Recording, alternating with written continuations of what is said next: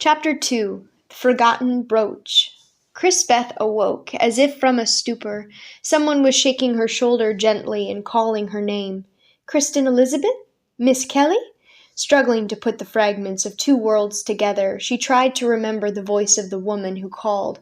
Had there been a woman in her dreams? No, and the face she saw as her mind cleared was that of Mrs. Malone. That's better. Now eat this like a good girl. There was no recourse but to gulp down the warm broth the woman was spooning into her mouth. We aren't moving, alarmed. Beth tried to sit up. What was she doing lying down in the first place, and where? Whoa now, take it easy. Broth ain't that potent.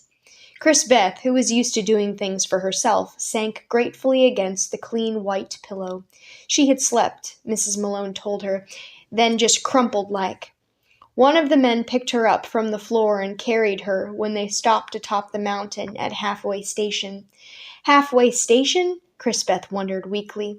It was where the stage changed horses for the rest of the trip. How long had they been there? Several hours. And that's why I woke you. Not enough flesh on them bones to see you through whatever lies ahead.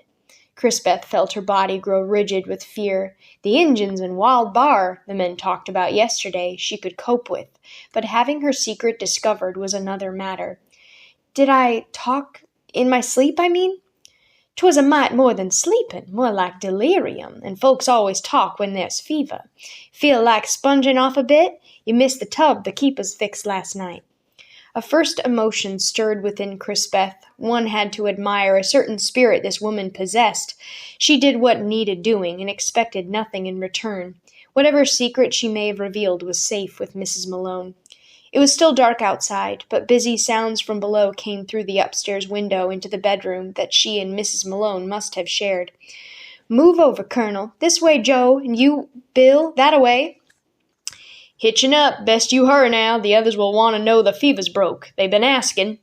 That the other passengers cared whether she lived or died surprised Beth. What was she to them? She shrugged and poured water from an earthen pitcher into the wash bowl. The water's chill surprised her.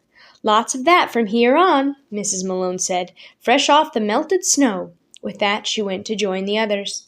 Alone in the room, Beth looked at her reflection in the mirror above the washstand and gasped. She was accustomed to kerosene lamps instead of candles.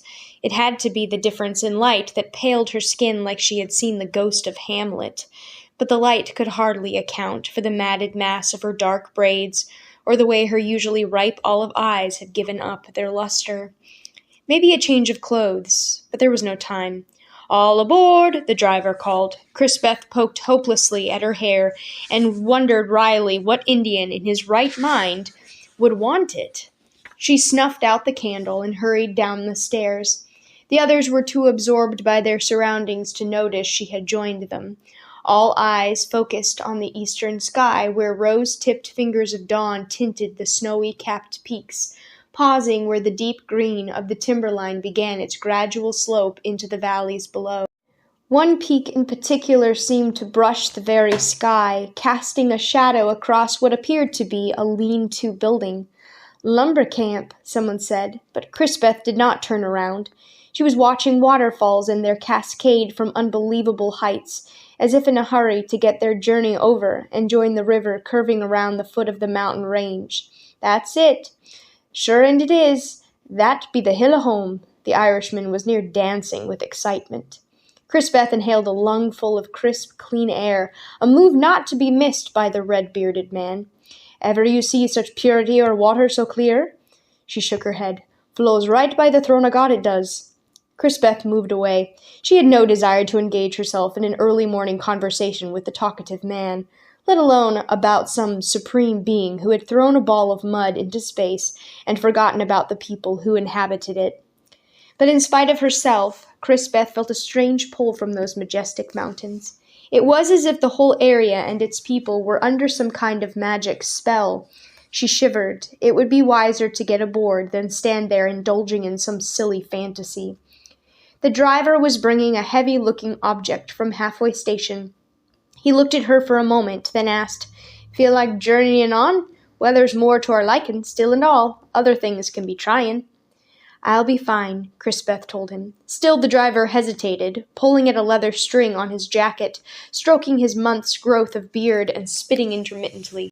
That pin, he said finally. Don't you want I should put it in the strong box? Automatically, Crispeth's hand felt for the brooch where John had pinned it, so lovingly, she had thought, the night he proposed.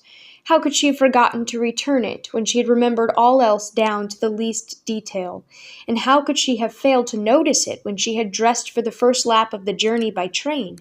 She had chosen the suit dress hurriedly, thinking it was the best garment she had for traveling. Most of her wardrobe was for the city. Miss? Oh, thank you, yes. Crispeth tugged at the hateful reminder, forgetting the safety catch, tearing the lace of her stand-up collar and pricking her finger. Ouch! Stronger words of pain rose to her lips, words her all-forbidding stepfather reminded her often enough placed her in danger of the fires of hell in this thou shalt not form of religion. Not that he had taught her restraint, but something about these simple people told Crispeth the words were better left unsaid. Anyway, it was consoling to know she could bleed. Maybe hearts weren't all that important after all.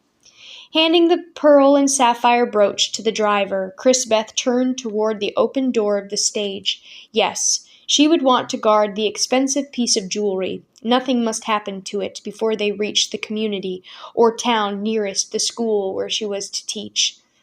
Then my number one job will be to mail it back to Jonathan Blake, Crispeth whispered fiercely.